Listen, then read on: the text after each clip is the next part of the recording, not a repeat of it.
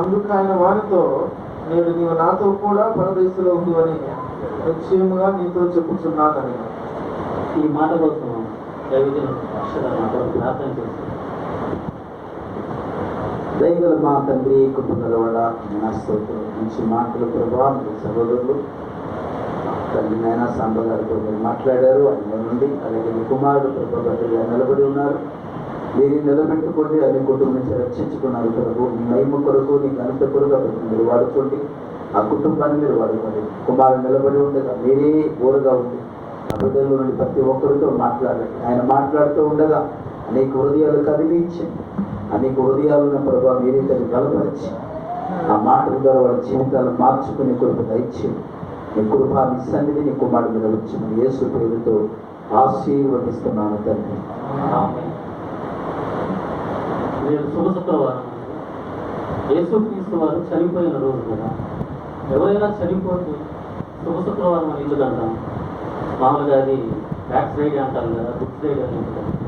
ఎందుకంటే నీకు నాకు దూరం అంతా తీసివేసి ఆ కల్వరిలో నడిచాడు ఆయన. ఆ యెరూషలేము పట్టణం నుంచి ఆ గొల్గొతా కొండ వరకు మనకి ఆయనకి దూరం తగ్గించి ఆయన దగ్గరికి మనం చేర్చుకున్నాం. ఆ రోజుల్లో విశ్వాసులకి మందిరంలోకి వచ్చేటువంటి అవకాశాలు లేవు. ఎక్కడో దూరం నుంచి బయట నుంచి వినాల్సింది ఎవరైనా దైవజనులు సువార్త ప్రకటిస్తూ ఉంటాయి. ఆ రోజుల్లో అటువంటి యేసుక్రీస్తు వారు మరణం పొంది ఆ దేవాలయపు తెర పైనుంచి కింద దాకా నిలువుగా చిరిగిపోయి మనకి ఆయనకి దూరం తగ్గించి మందిరాలలోకి వచ్చి మనం ఈరోజు ఇక్కడ కూర్చొని దేవుణ్ణి స్తుతించి గణపరిచి పాటలు పాడుకుంటూ ఆయన ఆరాధిస్తూ ఆయన వాక్యాన్ని మనం శ్రద్ధగా ఆరాధిస్తూ ఆయన దగ్గరగా చేరి ఉన్నామంటే అదే గుడ్ ఫ్రైడే, అదే శుక్రవారం అని దేవుడు మనకి తెలియజేస్తున్నాడు. అలాగే వెనకటి రోజుల్లో వేదాలు ఉండేవి, ఉపనిషత్తులు ఉండేవి, దాంట్లో ఋగ్వేదం, అధర్వణ వేదం, ఇలా 4 వేదాలు ఉండేవి. ఆ వేదాల్లో ఎవరైతే దేవుడు రక్తము చిందించి తిరిగి చనిపోయి తిరిగి మరలా బ్రతుకుతాడో ఆయనే పరమాత్ముడు అని వేదాల్లో రాయబడ్డాయి. అలాగే వెనకటి రోజుల్లో 3 ఖండాలు ఉండేవండి. మనకి 7 ఖండాలు కాదు, 3 ఖండాలు. ఇప్పుడైతే 7 ఖండాలు ఉన్నాయి. వెనకటి రోజుల్లో 3 ఖండాలు మాత్రమే ఉండేవి. ఆసియా ఖండము, ఆస్ట్రేలియా, ఐరోపా ఖండాలు ఉండేవి. ఆ ఐరోపా ఖండంలో మన ఆసియా ఖండానికి నాభి స్థానం అయినటువంటిది యెరూషలేము. ఆ యెరూషలేము పట్టణంలో యేసుక్రీస్తు వారు జన్మించారు. ఎవరైనా అన్నిలో ఏమండి మీరు అమెరికా దేవుడు కదా, ఆస్ట్రేలియా దేవుడు కదా అలా అన్నప్పుడు కాదండి, వెనకట్లో 3 ఖండాలు ఉన్నాయి. ఆసియా ఖండంలోనే యేసుక్రీస్తు వారు జన్మించారు, ఆయన ఇండియనే అని మనం సగర్వంగా చెప్పుకోవచ్చు. హల్లెలూయా అని ఆయన ఇండియాలోనే కూర్చునేవాడు అన్నమాట. అలాగే యేసుక్రీస్తు వారిని సిలువ వేసేటప్పుడు ఆ కల్వరి కొండ మీద, ఆ గొల్గొతా కొండ మీద ఆయనను నుంచోబెట్టి ఆయన 2 బందిపోటు దొంగలతోటి ఆయన సిలువ వేశారు. ఎలా? కుడి ప్రక్కన ఒక దొంగ, ఎడమ ప్రక్కన ఒక దొంగ. అయితే కుడి ప్రక్క దొంగ పేరు డిస్మస్ అని, ఎడమ ప్రక్కన ఉన్న దొంగ పేరు గెస్టస్ అని వారికి పేర్లు ఉండేవి. అయితే డిస్మస్ అనే మాటకు అర్థం ఏంటంటే సూర్యాస్తమయము లేదా మరణము అనే అర్థం. అలాగే గెస్టస్ అనే మాటకు అర్థం ఏమిటంటే శిలవంటి హృదయం కలవాడు అని అర్థం. అయితే వీరేం చేస్తున్నారంటే ఆ యెరూషలేము పట్టణం నుంచి ఆ దారిని పోయేటువంటి వారి యాత్రికుల్ని వీరు దోచుకుని వాళ్ళ దగ్గర ఉన్నటువంటి ధనమునంతా దోచుకుని వారిని హత్యలు చేస్తూ ఉండేవారు బందిపోటు దొంగలు. ఈ డిస్మస్ అనే అతను ఉన్నతమైన స్థితిలో ఉన్నవాడే, యోధా కుటుంబానికి చెందినటువంటి వాడే. అయితే ఇతను చెడు సహవాసాలకు అలవాటు పడి అతను కూడా ఈ బందిపోటు దొంగలలో ఒకటైపోయాడు అన్నమాట. వీరిద్దరూ కూడా ఆ యెరూషలేము పట్టణంలో ఆ ఎడారి ప్రాంతంలో అటు ఇటు తిరుగుతూ యాత్రికులు ఉన్న వారిని దోచుకొని వారిని నరహత్య చేసేసి అలా ఉంటే అందులోకి అక్కడ ఉండేటువంటి ప్రభుత్వం వారిని అరెస్ట్ చేసి తీసుకెళ్లి యెరూషలేము చెరసాలలో పెట్టేశారు. యెరూషలేము చెరసాలలో అనేక సంవత్సరాలు ఉన్నారు. అలాగే యేసుక్రీస్తు వారిని కూడా అదే సమయంలో తీర్పు తీర్చడం కోసం అక్కడికి తీసుకొని వచ్చినప్పుడు వీరిని కూడా విచారణ నిమిత్తము అక్కడికి తీసుకొని వస్తారు. అక్కడ ఉండేటువంటి పిల్లలు కూడా వీరిద్దరికి కూడా శిలువ శిక్ష వేసే ఉన్నారు. ఈ శిలువ శిక్ష అనేది యాక్చువల్గా మన యూదులకు కానీ అలాగే రోమన్స్ కానీ తెలియనటువంటి శిక్ష. ఈ పర్షియా దేశంలో ఉండేవాళ్ళు వారు ఈ శిక్షని అమలు చేస్తూ ఉండేవారు. వాళ్ళు ఎలాగంటే వాళ్ళు ఆ భూమిని చాలా పవిత్రంగా చూసుకుంటూ ఉండేవారు. ఆ భూమి మీద ఎటువంటి మరణము సంభవించకూడదని వారు అలా మరణం సంభవిస్తే ఈ దొంగల వల్ల మరణం సంభవిస్తే ఆ భూమి పవిత్రం అయిపోతుందని వారు భూమికి ఆకాశానికి మధ్యలో సెలవు వేసి మరణం వచ్చేటట్టుగా చేస్తూ ఉండేవారు.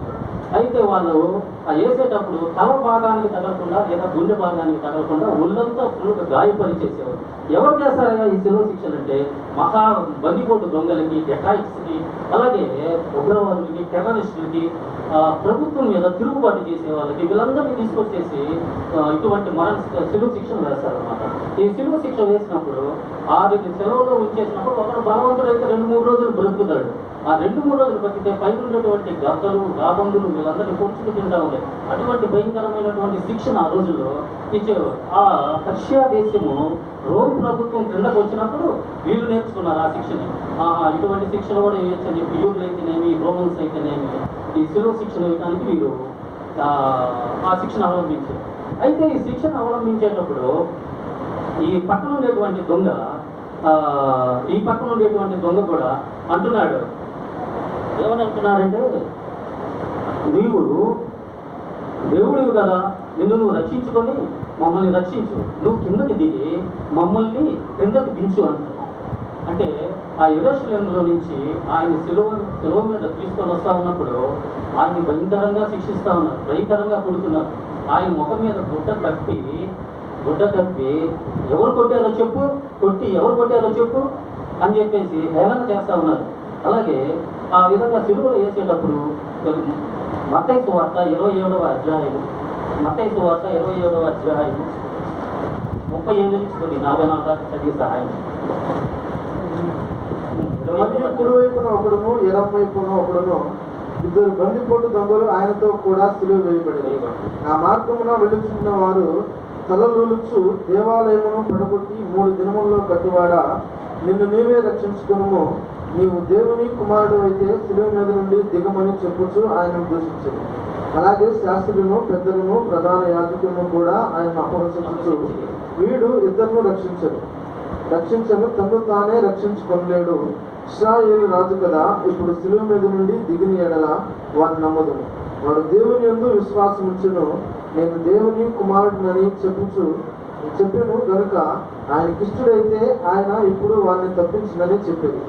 ఆయనతో కూడా సిలువ వేయబడిన బందిపోటు దొంగలను అలాగే ఆయన నిందించారు. అలాగే వీళ్ళు ఏమి తెలియదు, వీళ్ళు సిలువ వేసినప్పుడు వీళ్ళు దూషిస్తున్నారు.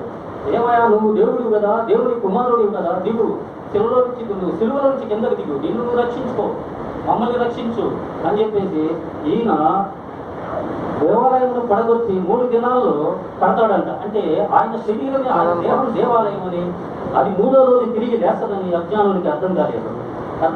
ఇంకా అనేక రకాలుగా దూషిస్తా ఉన్నారు వాళ్ళు అక్కడి నుంచి. ఈ మొత్తం కూడా యేసుక్రీస్తు వారు వింటా ఉన్నారు. విని తండ్రితో ప్రార్థన చేస్తా ఉన్నాడు. తండ్రి, మీరేమి చేయించున్నారు, మీరు ఎదుగురు కనుక వీరిని క్షమించండి అన్నాడు. అంటే వీరు నన్ను కొట్టారని, బాధించారని, సిలువలో అనేక రకాలుగా గాయపరిచారని, అది మీరు వీరికి తీర్పు తీరిస్తే వీళ్ళు నరకంలో పడిపోతారు, మరలా వీరికి జన్మ ఉండదు, నువ్వు క్షమించండి, నేను ఒక ఒంటరి కుమారుడని వీళ్ళకి తెలుసు, కానీ నేను నీ కుమారుడని తెలియకే శిక్ష వేశారు, వీళ్ళని క్షమించమని తండ్రితో ప్రార్థన చేస్తున్నారు. ఆ ప్రార్థనకి పక్కన ఉన్నటువంటి దొంగ విన్నాడు. ఆ దొంగ విని వీడు మారు మనసు కలిగింది. ఆయన స్వరూపం వీళ్ళకి వచ్చేసింది, ఆయన స్వరూపం వీళ్ళకి వచ్చింది, ఆ నెమ్మదితనంలోకి వచ్చింది. అప్పుడు అంటున్నాడు, యేసు, నువ్వు నీ రాజ్యంలోకి వచ్చినప్పుడు నన్ను జ్ఞాపకం చేసుకోయా అన్నాడు. యేసు నీ రాజ్యంలోకి వచ్చినప్పుడు నన్ను జ్ఞాపకం చేసుకో అంటే యేసుక్రీస్తు ఎవరో ఈయన తెలియదు దొంగకి. యేసుక్రీస్తు ఎవరో కూడా ఎప్పుడు ఆయన సువార్త బోధనలో ఈయన పాల్గొంచుకోవాలి, ఎప్పుడూ కూడా ఆయన పేరు కూడా వెళ్ళాలి. ఇప్పుడే సిలువలో చూస్తున్నాడు అంటే యేసు సారూప్యం ఇతరులోకి వచ్చింది, అతనికి పరిశుద్ధాత్మ వచ్చింది. యేసుక్రీస్తు ద్వారా ఈయనకి రక్షణ కలిగింది సిలువలో. అంటారు కదా, యోహాను సువార్త 16వ అధ్యాయంలో ఉంటుంది, సత్య స్వరూపైన ఆత్మ వచ్చినప్పుడు మిమ్మల్ని సర్వసత్యంలోనికి నడిపించును, తనంతట తాను ఏది బోధించగా ఏది వినునో అది బోధించుతూ మిమ్మల్ని సంభవించబోయే సంగతులు మీకు ముందుగానే తెలియజేస్తానంట. అంటే ఏదైనా సంభవించబోయే సంగతులు ముందుగానే తెలిసిపోయింది. ఎలా తెలిసింది? ఏదో ఒక రాజ్యం ఉందని, ఆ రాజ్యంలో ఈయన యేసుక్రీస్తు వారే రాజుని ఎలా తెలిసింది? దీనికి ఆయన పరిశుద్ధాత్మ వచ్చి ఆయనకి చెప్పింది. అలా చెప్పడం వల్ల ఈయన వెంటనే ఆయన యొక్క స్వరూపంలోకి వచ్చేసి ఇతనికి మారు మనసు కలిగిపోయింది. కింద వారికి అర్థం కాదు, కింద ఉన్న వారికి అర్థం కాదు. అనేకమైనటువంటి మేలులు పొందారు. ఆకాశం తెరవబడి ఈయన నా కుమారుడు, ఈయనందు నేను సంతోషిస్తున్నాను అన్న జనం విన్నారు. జైహో జైహో అన్న జనం విన్నారు. అలాగా అన్ని రకాలుగా జేజేలు కొట్టిన జనమే సిలువలు వేయమని చెప్పేసి ఈయన అన్నారు. ఆయన పాదాలకి కడలిపై నడిచిన పాదాలైతే ఆయన సిలువలు వేయబడ్డాయి. స్వస్థతలు చేసిన చేతుల్లో సిలువలు పట్టబడ్డాయి. అలాగే మహిమ కలిగిన వస్త్రంతో ఆ రక్తస్రావం స్త్రీకి తగిలినంత మాత్రమే ఆ వస్త్రము నేడు చీట్లు పాలైపోయింది. అలాగే తాగినంత మాత్రాన్ని మహిమ వస్తుంది. మధుర వాక్యం చెప్పిన నోటికి చేదు చిరకనివ్వడం జరిగింది. అటువంటిది ఆ సిలువలో జరిగిందనమాట. అయితే పక్కన ఉన్నటువంటి దొంగ, రెండవ దొంగ మరలా ఇతనితో మాట్లాడుతున్నాడు. యేసు నువ్వు దిగి మమ్మల్ని రక్షించయ్యా, ఏందయ్యా యేసు నువ్వు దిగు మమ్మల్ని రక్షించు, నువ్వు నిజంగా దేవుని కుమారుడు అయితే నువ్వు రక్షించు అని పెద్దగా కేకలు పెడతా ఉన్నాడు. లూకా సువార్త 23వ అధ్యాయము 39 నుంచి 43 సాయం చేయొచ్చు.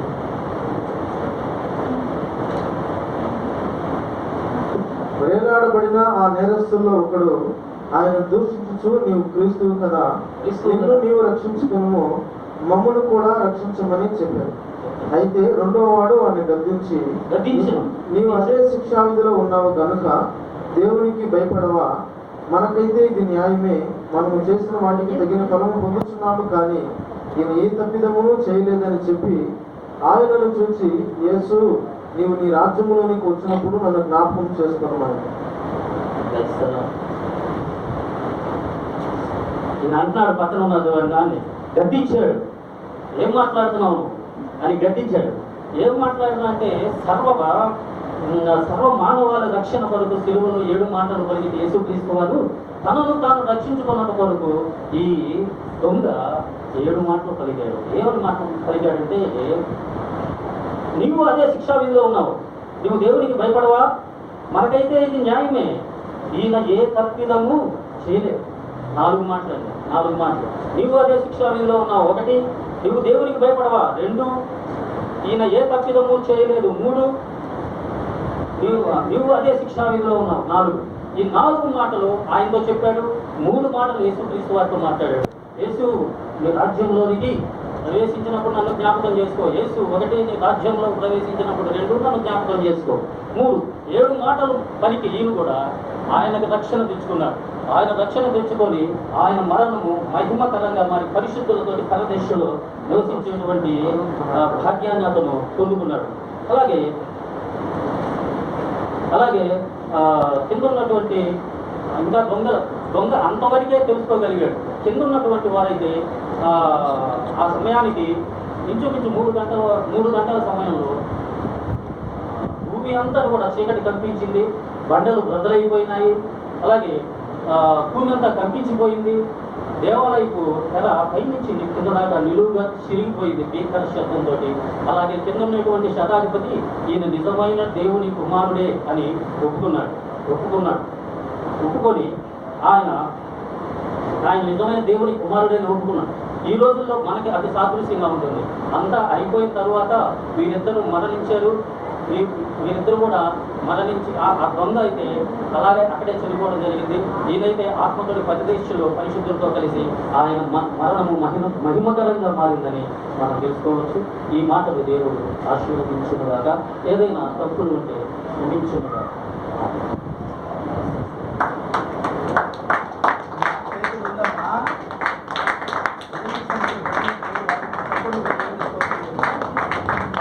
దేవునికి మహిమ కలుగునుగాక. ఆమేన్. హల్లెలూయా.